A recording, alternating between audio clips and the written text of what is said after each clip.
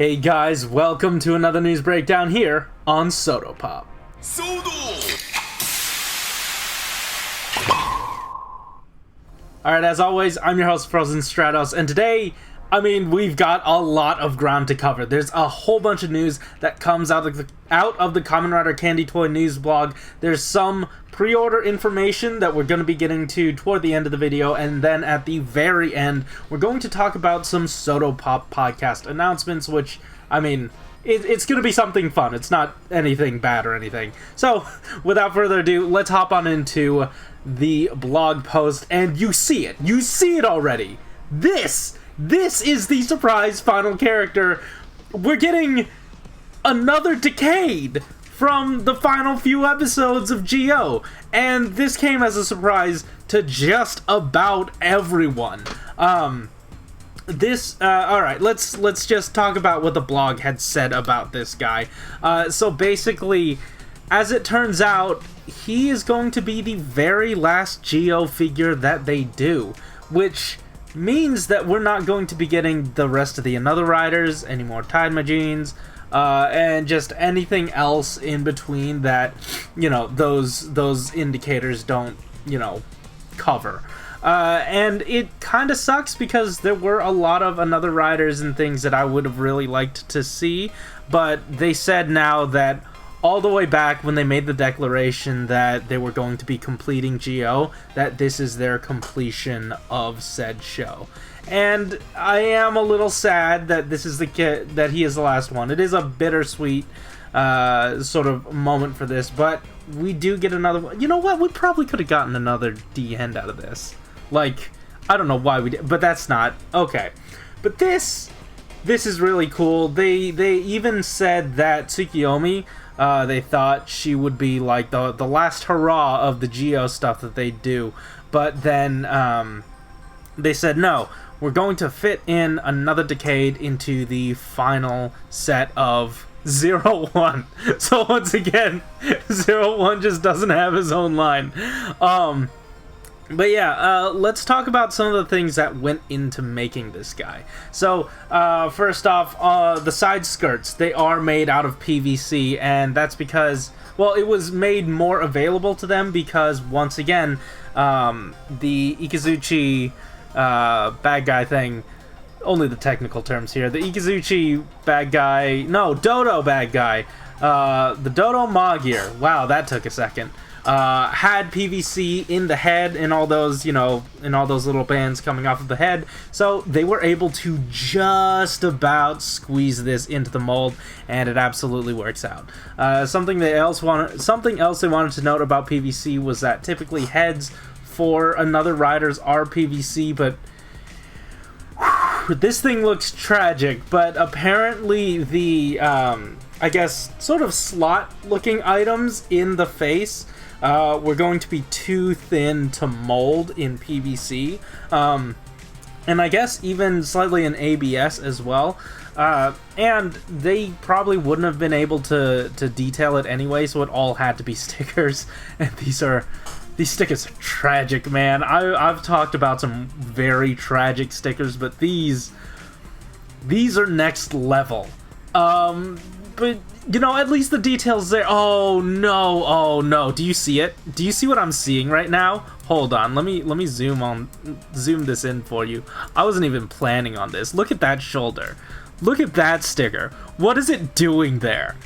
What's happened? Anyway, this is coming out. It's looking fine. But yeah, he is going to be part of the final set. And we've speculated for a long time what the final character in this set was going to be. And that's in reference to the character they have not revealed yet, because they have one more character to reveal in this set, but they said that they will not be, clearly we all know, but they won't be like sort of saying what it is just yet, even to the point of when these things go up on the Candy Toy calendar that goes up every now and again, they omitted the last figure from that listing just so that they could debut it on SODO. So that's really neat. It's something for the blog, and I very much appreciate that. But anyway, let's move on to the next bit of stuff in this set, or in this blog post, and that would be KUUGA. We've got KUUGA here, and he's got the most paint he's ever had. Apparently, actually, this is the most paint any SODO figure has ever gotten, ever? To what I could gather from what they were saying in the blog post itself. So he is absolutely covered head to toe in paint, and it absolutely shows. This looks really slick.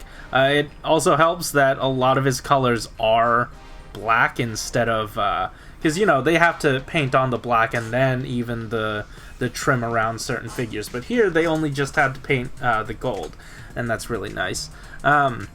Another thing to note is that the chest got a different type of finish than the rest of the body, and presumably the rest of the SODO figures in this line. It was given a matte finish with a rougher sort of grit of sanding, and it looks really good. And you can definitely tell, you know, you can tell the difference. But yeah, next up, they also wanted to mention that they are doing another run of the SODO KUUGA figures. Now, this has me a little bit worried. They are doing another run for Japan and not through Bluefin in America, and this comes right off the heels of the Bluefin ones not being available. It's like a few weeks after. They could have just had extras printed out while they were printing the American ones, or potentially the American ones didn't sell and they sent them right back, or didn't, you know, get them shipped here at all, and they have extra units. I'm not sure how this shakes out. I really hope that that is not the case, and I don't want to, you know, obviously I don't know anything, but as a SODO fan, I'm just a little bit skeptical, a little bit alarmed, but I'm hoping, just because of what we're going to be seeing later, that this is not the case, and that these are just another run they're doing in Japan because these got popular. Anyway, let's move on into the really big stuff with KUUGA, because as it was teased so long ago in the KUUGA Titan blog, we have our very first looks at the KUUGA bike. It is the Tri Chaser in all of its glory, and it looks so good. This thing is made out of both ABS and PVC, and they were touting that, so I do wonder, you know, we haven't had any bikes so far that have had PVC, or yeah, that have had PVC inclusion, I don't think. I haven't opened up my 01 one yet because AmiAmi hasn't shipped it to me in so long. Anyway, and I don't think the double one will come with PVC either, because they were saying that this was sort of like the first one to do it. It might be in the wheels, and I'm very excited to see how that works. Once again, the guy that works on this is also the one working on Shodo-O and Shodo-X. So they've got a real good handle on bikes, and I'm hoping that, you know, it translates to a very soft material for the treads. Another thing to note here is that, as usual, they are fighting against production costs and whatnot, and, you know, they thought about scaling back the quality on this just to get it at a good price, but they thought, you know, this thing doesn't get released all that often in any line ever to begin with, and it is the 20th anniversary of KUUGA, so they went all in on this thing. It's got tons of paint, even the little logo on the sides of it, those are done with Tampograph paint, or Tampograph printing, so a lot of processes are going into making this bike look the way it is, and it absolutely shows. Anyway, that's not all they showed off, because we also got a Go-Ram, we've got a Flying Boy, and hey, guess what? This could technically double as Decade World KUUGA's final form ride if you want, because I kind of want to do that as well. And now that this is here, you can kind of recreate that scene where Den-O shoots off the sword thing into this guy's butt and fishes him around for a while. you now have that possible, or that will eventually be possible in SODO now. So you're welcome. Yeah, this is the Go Ram, and it looks really cool. It has a lot of paint on it as well.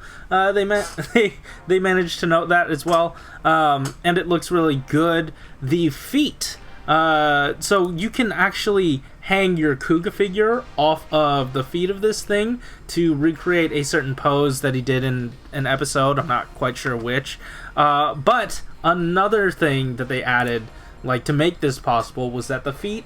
The foot actually has like a swappable foot or hand that has a peg for KUUGA to hold on to, so you don't have to worry about that. That's really cool that they included that, and they did go all in anyway. So let's take a look at this next thing, and I'm sure you knew this was coming, but they absolutely combined, and it looks fantastic.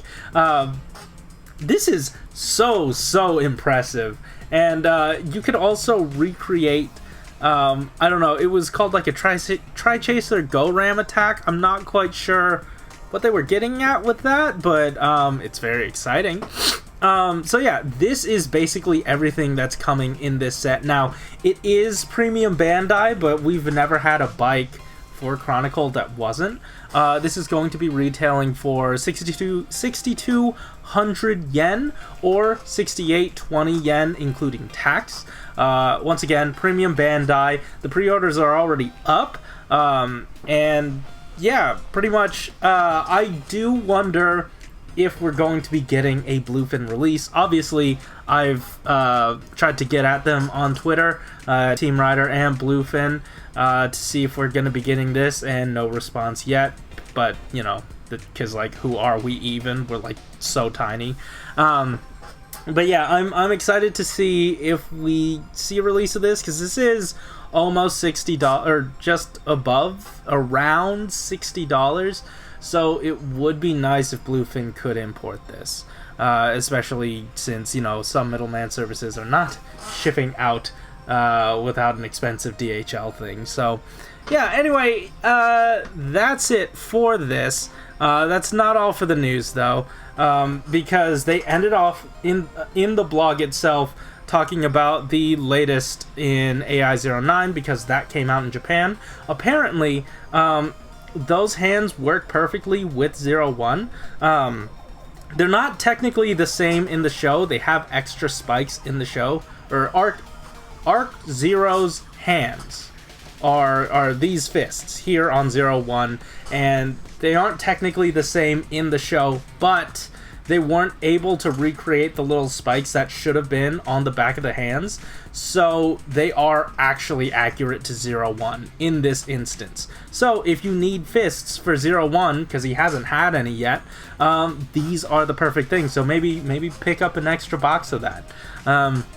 But yeah, anyway, that's it for the blog post, but once again, we still have some pre-order news. Now, I gotta give a special thank you to the Discord on this one for letting me know that these were available.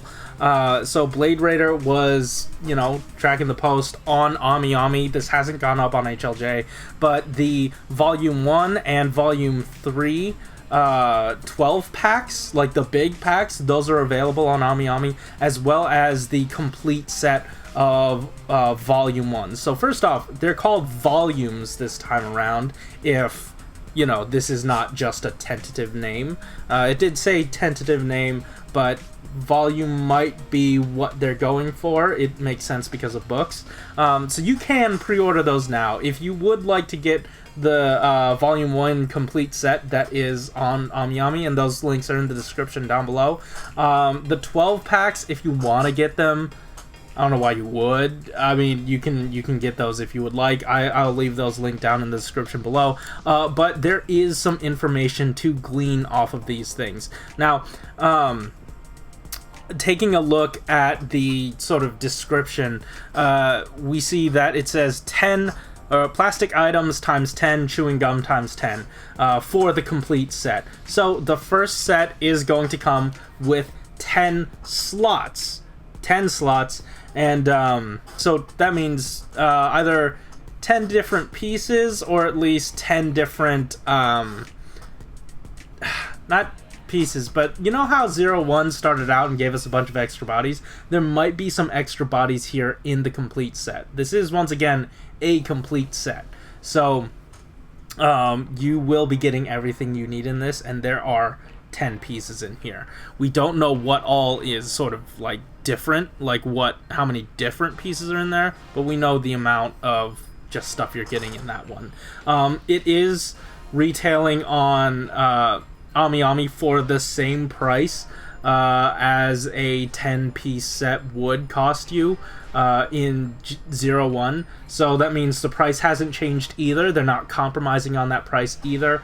And yeah, that's pretty much it for that information. So if you want to pre-order it now, go ahead. And then also, I haven't found anything for HLJ.